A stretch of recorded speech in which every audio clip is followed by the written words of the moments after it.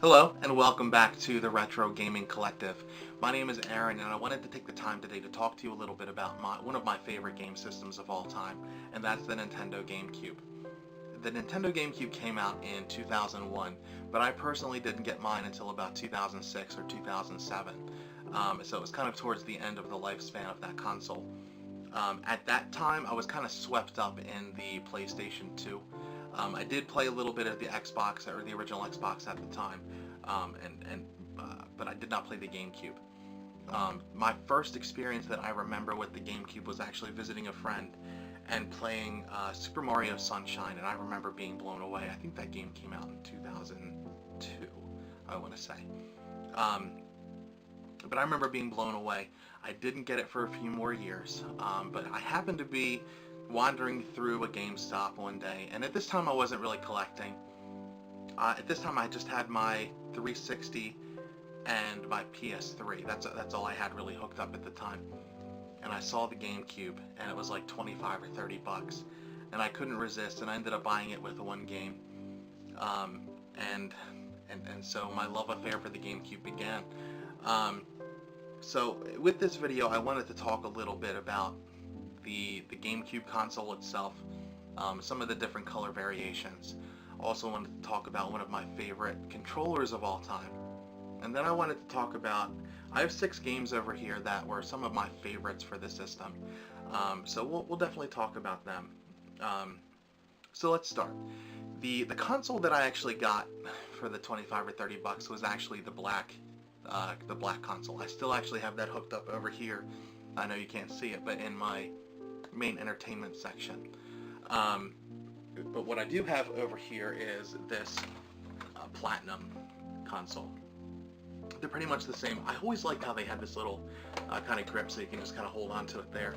But in the US, we had 3 options for colors. One was this Platinum, the other was the black one, and then there was also an indigo. So that's one of the things that I think Nintendo did wrong with the GameCube. The predecessor, the Nintendo 64, had many different color variations. I mean, I can't even name them all. I personally have the jungle green setup, but I just remember there being tons, and I think a lot of collectors out there who are super big Nintendo fans, they'll go out and collect the different color consoles, the different color controllers, because there were just so many different options with the N64, and we just didn't have that with the GameCube. Japan had a couple of one-offs. I know they had a white one out there at some point. I think there was like a Mario one. I've never seen them in person, so I don't really know, to be honest. But what I have is actually my favorite color of the GameCube, and that is the Japanese Spice Orange. This one was not available in the US, so I did have this imported from Japan. It's just, I always love the Spice Orange. I have the Spice Orange controller to go along with it. I just think this is a super cool console, and I'm very, very happy to have this in my collection. I wanted it for a very long time. So that's really all I wanted to talk about as far as the color variation goes. Now, one of the other things that I think Nintendo didn't do well with here was, at this time, as you guys remember, I'm sure, the PS2 and the Xbox, the original Xbox, had DVD capability. The GameCube did not. So one of the things that the Nintendo tried to do was put out a console, and I've never seen one of these because they're very expensive and very rare. It was called the Panasonic Q. So as we know, if you're a collector, Panasonic doesn't exactly have the best track record for consoles. I think there's a dog barking in the background, so sorry if you hear that. When they put it out, I believe it was 2002. It was this big kind of silver clunky thing, and it did have the ability to play DVDs. The problem with it was put out with a price tag that was roughly $450-ish here in the US. It was only put out in Japan. It obviously failed. It didn't do well because of the price tag, and they've subsequently become very rare. Like I said, I've never seen one in person. I'd love to have one for the collection, but I'm not going to be shelling out eBay prices for that, and it's not really something that we're going to find here in the wild in the U.S. anyway. So I'd probably end up having to go to Japan, and even then, not finding one anywhere. So that's something I think Nintendo could have done to win that generation, because they were really coming off the Nintendo 64, which was just a great console. I mean, it was such a small like collection of games. I think the N64 only had 299 games, but they were good. And I really feel like had they continued the path that they did with the N64, they would have won that console war. But that's neither here nor there at this point. I did want to talk about, like I said, my favorite controller of all time as far as retro games go. And that's the Nintendo Wavebird. I didn't have this controller until probably a year or two ago. And I happened to be walking through a store called Second and Charles. If you have one in your area, absolutely check it out. It's a great store. They have tons of video games and records and books and collectibles and just all kinds of nerdy things. So definitely check them out, and they happen to have this there. And I was like, hey, I'm going to try it. I've read about them, I've seen them on TV, and it is a great controller. And to me, like I said, the N64 was one of my favorite consoles, and this to me kind of feels like the spiritual successor to the Nintendo controller, the N64 controller. I mean, if you could imagine that extra little piece right here, it looks almost identical. Again, absolutely great controller. I think at the time I had a couple of controllers for the PS2 that were wireless. They were third party and just didn't have that same connection. I did end up getting down the road, where is it? Here it is. I did end up getting this one for the PS2 down the road as well. This is the Logitech EA, I think this was for EA Sports. This is a great one too, but I still would choose the Wavebird over this all day. So we talked a little bit about that. Next, I want to talk about some of my favorite games. And I think it's only fair to start with that first game that I got with the console.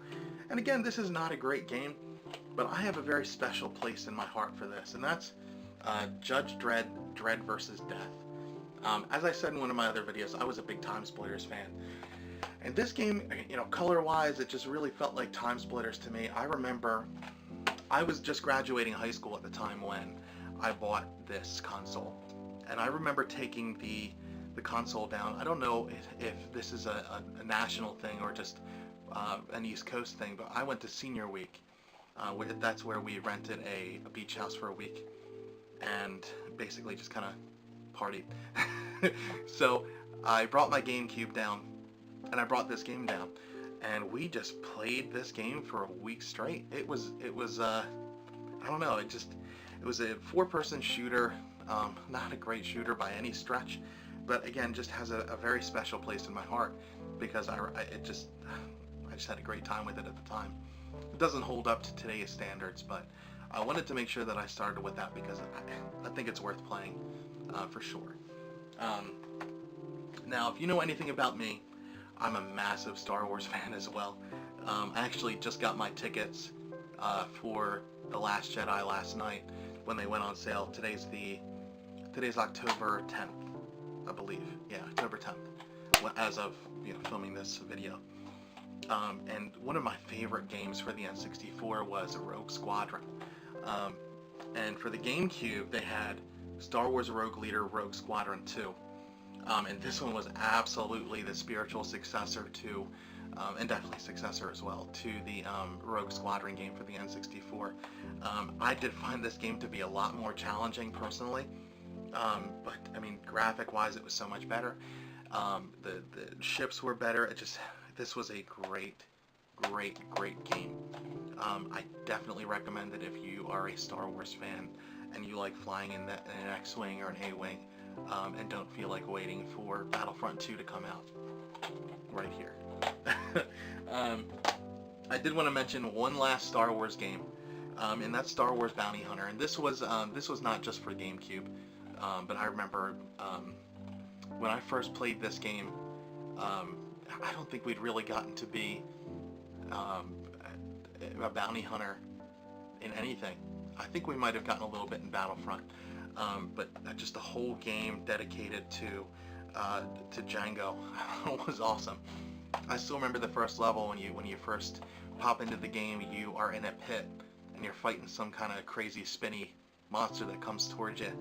And then as you go through the game, you get your jetpack, your lasers, I mean, whatever, all your different little gadgets. Definitely worth playing.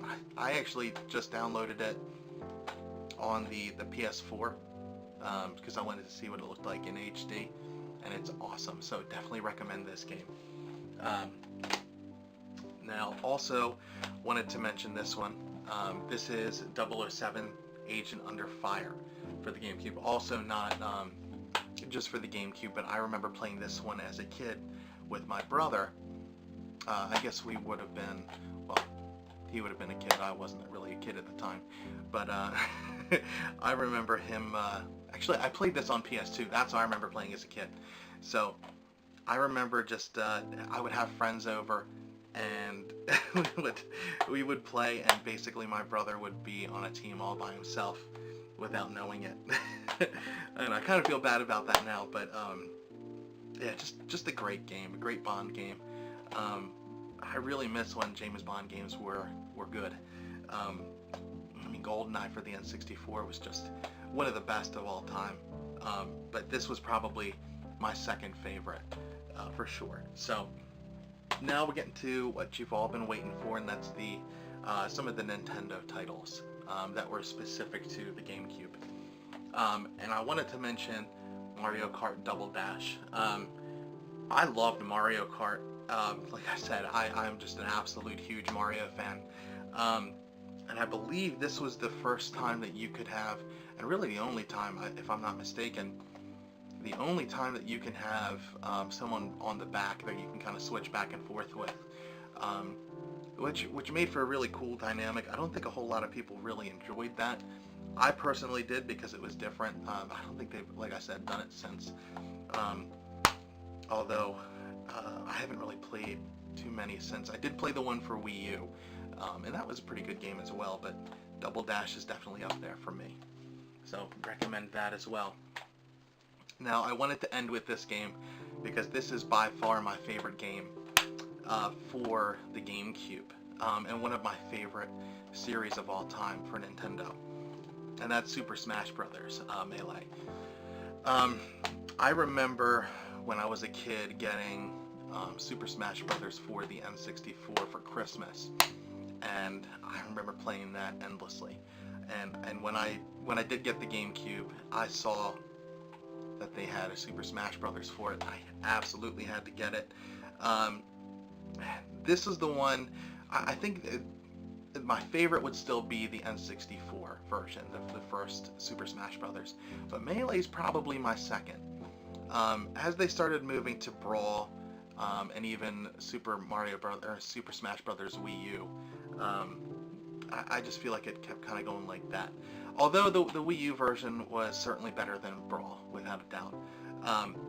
So that's really all I wanted to talk to you guys about as far as the GameCube goes. If you have any questions about the GameCube, or even the N64, because I know I talked about that a lot as well, please let me know, and I'll be happy to talk about it with you. If you want to see any other games, I have a bunch. They're sitting behind me.